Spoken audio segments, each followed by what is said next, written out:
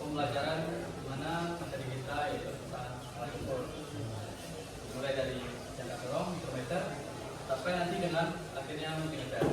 Nah, sebelum masuk pada materi kita, terlebih dahulu kita melakukan absensi.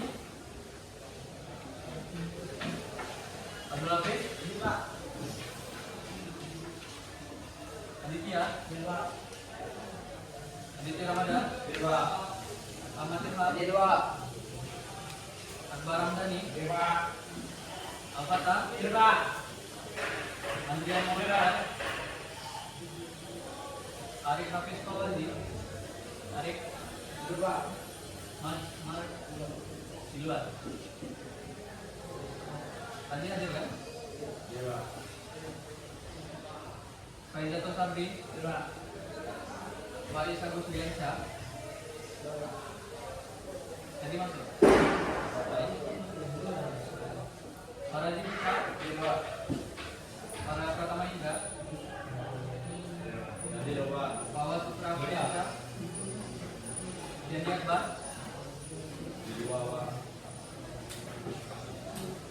Gali,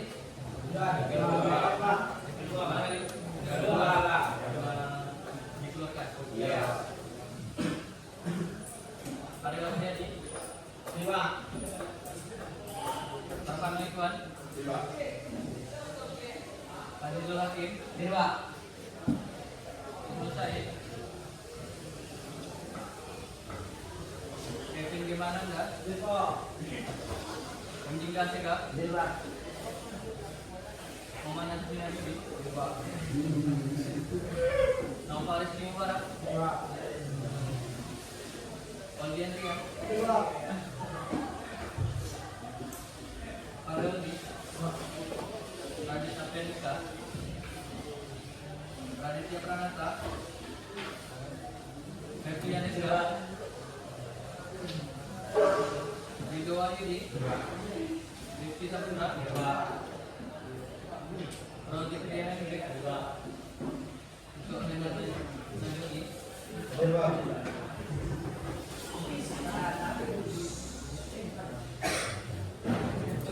Berapa orang yang hadir? Banyak, Pak. Tiga orang.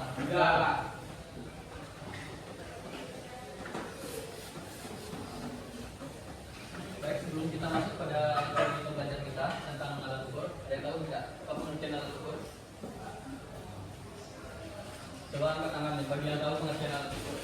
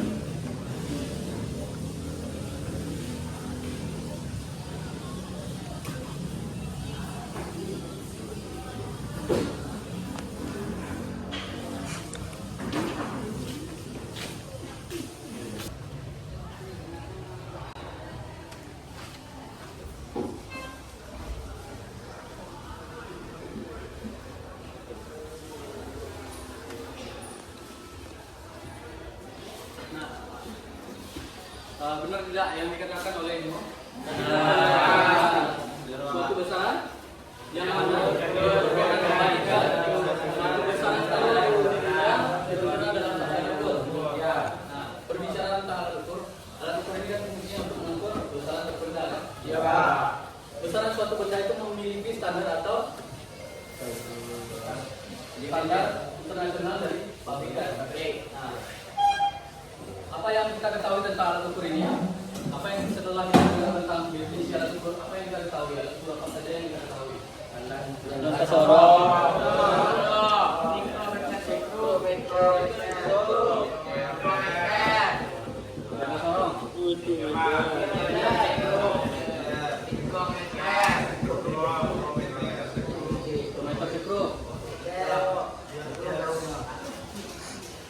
Kemudian apa lagi?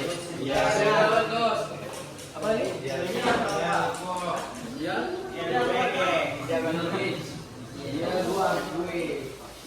apa lagi?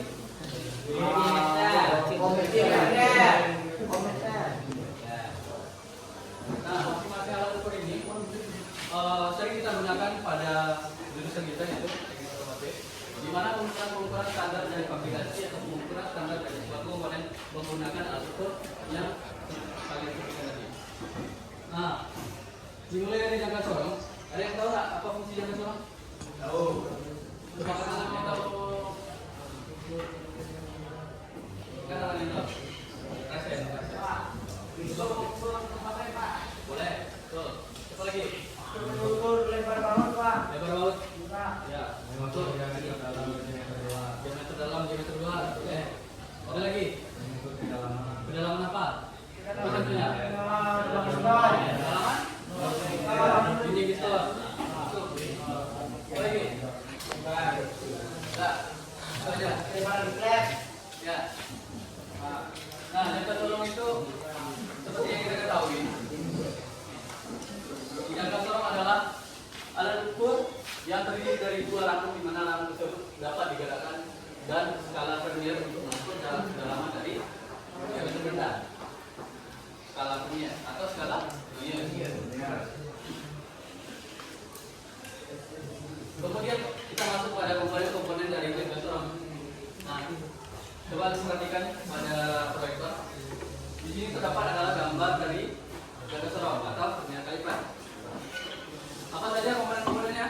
Rang dalam, rang luar, rang dalam, rang luar,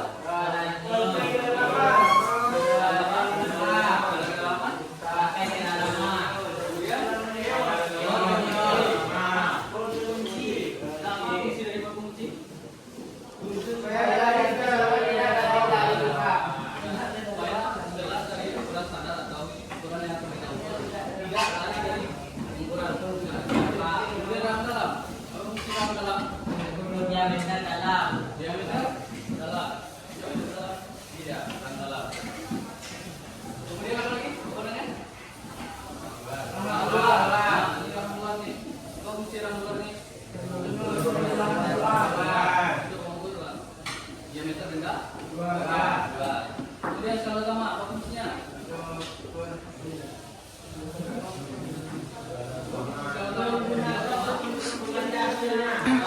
Membaca hasil pengukuran. Kemudian sampai kedalaman. Nah, sampai kedalaman ini atau skala pengukuran kedalaman. Apa tuh fungsinya? Pengukuran kedalaman. Kemudian yang mana bagian sini yang skala Indonesia? Nih. Skala Indonesia apa fungsinya?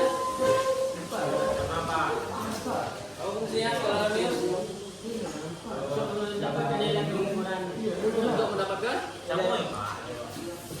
mendapatkan nilai pengukuran skala utama termasuk nilai pengukuran. Jadi skala termasuk apa? Ada tahu? Membaca hasil pengukuran. Untuk mengukur satuan milimeter. Nah, seperti yang Bapak bilang pada pertemuan sebelumnya, di skala utama kadang kita dapat jangka sorong itu yang menggunakan satuan sentimeter, sedangkan skala milimeter menggunakan satuan milimeter. Kemudian kita lanjut fungsi jangka sorong. Nah, fungsi jangka sorong itu ada untuk mengukur panjang dan diameter benda dan luas dengan cara seperti untuk mengukur ketebalan suatu benda, yakin. Kemudian untuk mengukur ketebalan suatu benda dengan cara yakin juga. Nah, apa contohnya tadi? Seperti yang kalian sebutkan tadi, mengukur diameter rumah frame, kedalaman dari silinder, kemudian apa lagi? Bawah. panjang dan diameter benda dari adalah dengan cara diulur. Seperti ini.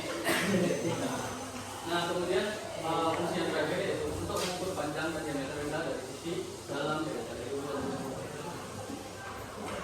Selanjutnya, cara menggunakan jangka korong. Kita akan sudah tahu tadi definisi dari jangka korong, fungsinya, gunanya, bahkan dari komando-komandonya. Nah, jangka korong itu cara penggunaannya gimana sih? Seperti yang kita ketahui, jangka korong itu kita akan menyediakan objek yang akan diukur. Pertama kali, siapkan objek mau benda yang mau diukur. Kemudian kita buka si baut pengunci tadi, ya kan? Baut pengunci atau bukaan geser pada jangka korong dengan cara menggunakan baut pengunci. Kemudian kita tempatkan objek yang akan diukur pada kamar yang bentuk objek yang akan diukur. Nah, ini seperti contoh. Ini alat ukur dengan ketinggian 0,02. Ya. Penelitian alat ukur ini berbagai macam. Untuk yang korong ada berapa aja? Penelitian dari 0,1, 0,5, kemudian 0,2. Nah, untuk mempraktekannya kita menggunakan alat ukur dengan penelitian 0,01. Berarti nilai kalau lebih bergantian berapa? 0,2. Kemudian katanya apa tadi yang pertama? Siapkan objek yang mau benda yang akan diukur. Di objeknya yang kita tempatkan objek pada rang ulur. Kemudian gerakan rang geser hingga mulut menyentuh objek yang diukur. Nah, seperti yang contohnya ini. Kemudian apa lagi? Kencang berhenti. Nah, kemudian baca skala utama dan skala numeus pada jangka sorong. Nah, untuk penelitiannya, Bapak catat di bawah ini. Jangka sorong yaitu memiliki ketelitian 0,1, 0,02, dan 0,5. Nah, berapa hasil pengukuran yang Bapak ukur menggunakan spidol ini? Kalian tahu nggak? Ini Pak. Anjir.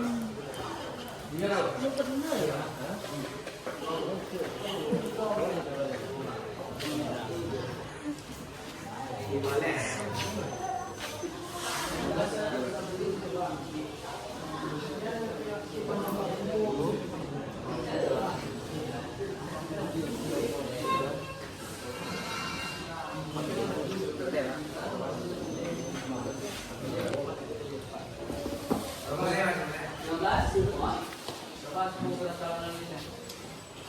Cari garis yang untuk mengukur skala minus.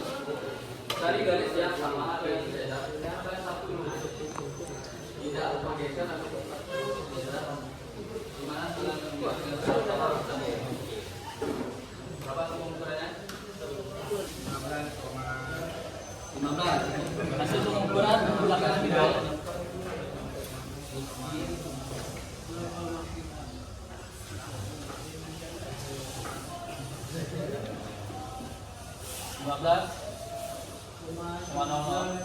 Ditambah dengan 0,9. Hasilnya adalah 12,20 mili.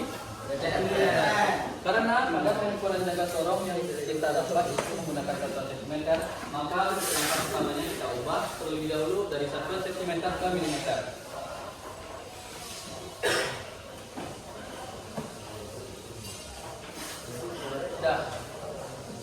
Ini cara membacanya guys. Cara membaca angka pada skala utama yang paling dekat dengan garis 0. Seperti yang saya bilang tadi, yang paling dekat dengan garis 0. Garis 0 ini, garis 0 dari skala numeus. Yang paling dekat dengan skala vernier. Kemudian membaca angka pada skala vernier yang menunjukkan garis lurus dengan skala utama. Garis lurus ini dengan skala utama. Skala utama yang bagian atas, skala vernier yang bagian bawah, ya. Kemudian untuk mengetahui hasil pengukuran akhir, tambahkan nilai yang tertera pada skala utama dengan skala numeus. Contohnya tadi. Ya. Ini skala utama, ini skala numeus.